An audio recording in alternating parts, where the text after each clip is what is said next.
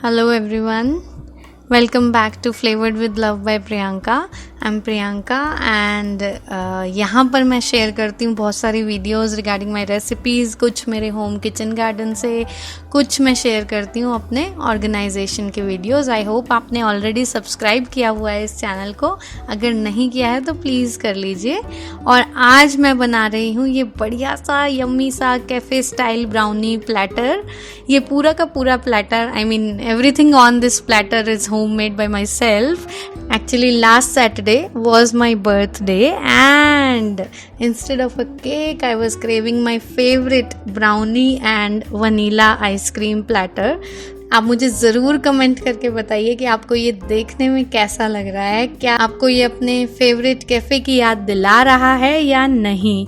मैं ज़रूर ये आप सभी से सुनना चाहूँगी इन द कमेंट सेक्शन.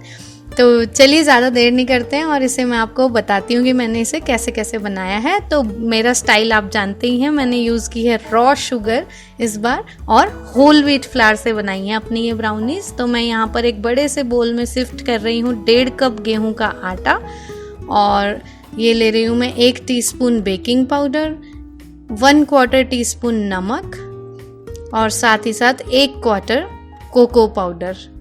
ये नेचुरल अनस्वीटेंड कोको पाउडर है. अब इन सबको मैं एक साथ अच्छे से इस बड़े से बोल में छान ले रही हूँ. ब्राउनीज में आपको ज़्यादा एयर की ज़रूरत नहीं है, लेकिन कोको पाउडर में कई बार लम्प्स होती हैं, तो हमें उनको निकालने के लिए जो है ये छानना बहुत ही ज़रूरी है. और अब मैं इसमें डाल रही हूँ ड्राई रोस्ट किया है मैंने इन्हें थोड़ा सा पैन में और उसके बाद चॉप किया है बादाम को. मैं इसमें आलमंड्स यूज़ कर रही हूँ, लेकिन आप चाहें तो वॉलनट या कोई भी नट यूज़ कर सकते हैं as per your preference. 2 tablespoon chop किए हुए आलमंड्स और साथ ही साथ ये मैंने ली है 200 ग्राम्स चॉकलेट. इसे चॉप कर लिया है और अब इसमें से भी लगभग 2 टेबलस्पून के करीब चॉकलेट मैं बैटर में डाल दूंगी. क्या होगा ना, ये जो चॉकलेट के चिप्स की तरह जब बाद में आपकी ब्राउनी में ये सरप्राइज एलिमेंट बन के आपको मिलेंगे. और बाकी की चॉकलेट को हमें करना है मेल्ट, तो इसको मैंने माइक्रोवेव में लगा दिया है 30 सेकेंड्स के लिए मेल्ट होने के लिए. अब देखिए इस सब को हमें जेंटली मिक्स करना है ताकि जो आलमंड्स हैं और चॉकलेट के बिट्स हैं इन पर फ्लावर कोट हो जाए और ये बाद में बैटर बनने पर नीचे ना जाकर बैठ जाए, ये फ्लावर इन पर अच्छे से कोट हो जाए. इसलिए हमें इन सबको एक बार जेंटली प्यार से थोड़ा सा मिक्स कर देना. अब इसको रखते हैं साइड में और एक दूसरे बोल में मैंने लिया है 1/3 cup approx 80 grams of melted butter और साथ ही इसमें मैं डाल दूंगी ये 3/4 कप मैं ले रही हूँ. आप अप टू 1 कप जैसा आपका प्रेफरेंस हो मीठे का, 3/4 से 1 कप के करीब आप शुगर ले सकते हैं. आज मैं यूज़ कर रही हूँ ये रॉ शुगर. और अब हमें इस बटर और शुगर को अच्छे से मिक्स करना है और मिक्स करने के लिए मैं साथ ही इसमें डाल रही हूँ 2 टेबलस्पून मिल्क और अब इसे हमें अच्छे से मिक्स करना है जब तक कि शुगर इसमें बहुत बढ़िया तरीके से मेल्ट ना हो जाए.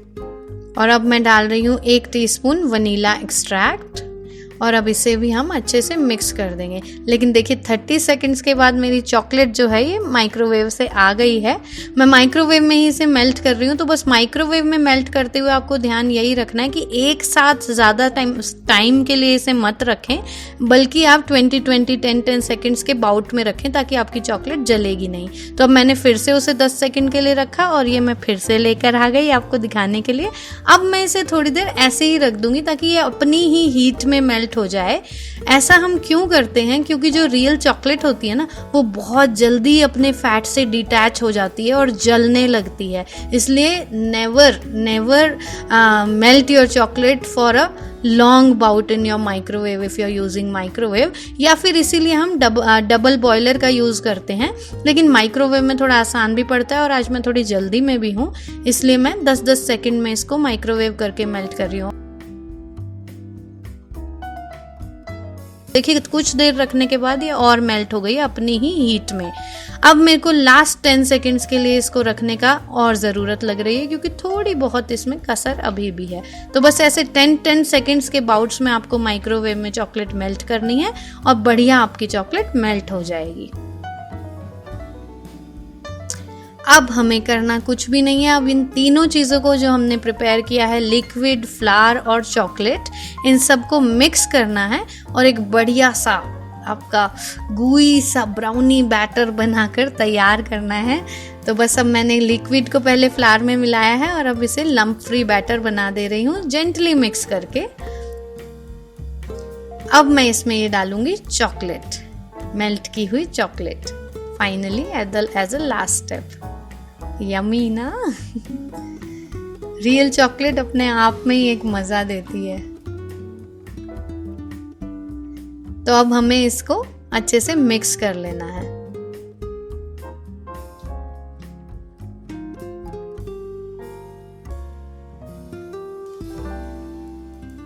और अब मैं फाइनली ग्रीस कर रही हूँ अपना बेकिंग पैन। ये मैं बटर पेपर से ही ग्रीस करके इसमें एक पार्चमेंट पेपर लगा दिया है और अब मुझे ये बैटर इसमें पोर करना है। तो बैटर को अच्छे से पोर करने के बाद आपको करना है इसे लेवल आउट, इक्वल लेवल पे सारे बैटर को ले आएं और उसके बाद जो बचे हुए थोड़े से नट्स हैं उससे इस बैटर को टॉप कर दीजिए ताकि ऊपर भी आपके नट्स अच्छे से लगें, क्रंच आए आपकी ब्राउनी बाइट्स में। और अब हम इसे बेक करेंगे at 160 degrees in a preheated oven for some 20 to 25 minutes. Brownie जो है थोड़ी गुई ही अच्छी लगती है। और अब जब तक हमारी ब्राउनी बेक हो रही हैं हम बना लेते हैं क्विक सी चॉकलेट सॉस। तो मैं ये ले रही हूँ 2 टेबलस्पून फ्रेश क्रीम। इसको मैं माइक्रोवेव में अगेन 20 सेकेंड्स के लिए हीट कर लूँगी। अगर आप गैस पे हीट कर रहे हैं तो ध्यान रखिए क्रीम को जलाना नहीं है, सिर्फ जब तक इसमें छोटे छोटे बबल्स आने लगे तब तक हीट करिए। और उसके बाद मैं इसमें डाल रही हूँ ये 50 ग्राम्स ऑफ चॉप्ड चॉकलेट। अब इसे मुझे मिक्स करके इसको इसी की हीट में मेल्ट होने के लिए छोड़ देना है।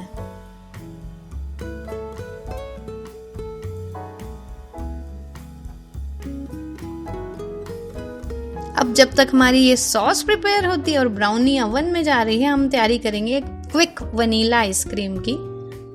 तो देखिए थोड़ा सा रखने के बाद ये हमारी सॉस ऐसे दिखने लग गई है। अगर आपको थोड़ी सी और सॉसी कंसिस्टेंसी चाहिए तो इसमें 1 टेबलस्पून मिल्क मिला लीजिए और फिर इसे दीजिए एक क्विक स्टर। क्योंकि ब्राउनी के ऊपर टॉप करने के लिए चॉकलेट सॉस थोड़ी लिक्विड ही अच्छी लगती है, इसलिए मैं आज 1 टीस्पून इसमें मिल्क मिला रही हूँ, 1 टेबलस्पून। अब इसे भी मिक्स कर दिया है। अब ये टॉपिंग के लिए चॉकलेट सॉस भी मेरी बनकर तैयार है। इसे रखते हैं साइड में और जब भी आप इसे सर्व करेंगे तो वार्म कर सकते हैं। और अब फाइनली मैं बना रही हूँ एक क्विक सी वनीला आइसक्रीम। क्योंकि मेरा इस दिन बर्थडे था और मेरा ज़्यादा मेहनत करने का मन नहीं था तो मैंने ये क्विक 3 इंग्रेडिएंट वनीला आइसक्रीम भी बनाकर तैयार कर दी। तो इसके लिए मैंने ली है वही same Amul fresh cream 500 ml 500 ml एक बड़े से बोल में और उसे मैं विप कर रही हूँ। देखिए अमूल फ्रेश क्रीम जो है उसे विप करने में आपको कभी दिक्कत नहीं आएगी अगर आपने उसे ओवरनाइट फ्रिज में छोड़ा है तो मेरा 1 पैकेट अक्सर ही मेरे फ्रिज में ही पड़ा रहता है तो मुझे ये चिल्ड ही मिल गया।